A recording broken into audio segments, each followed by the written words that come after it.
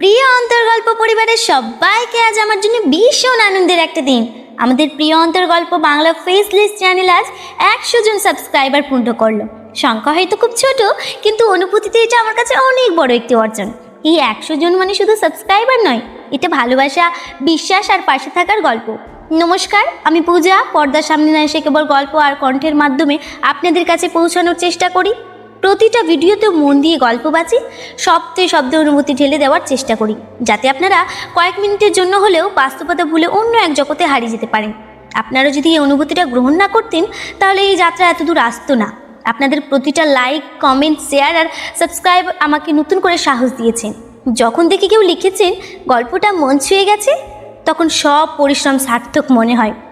এই 100 শুধু শুরু, সামনে আরও অনেক সুন্দর রহস্যময় আবেগী বাংলা গল্প নিয়ে অন্তর্গল্প আপনাদের সাথেই থাকবে। এইভাবেই পাশে থাকুন, ভালোবাসা রাখুন। ভালোবাসা ও কৃতজ্ঞতায় আপনাদের মিষ্টি পূজা।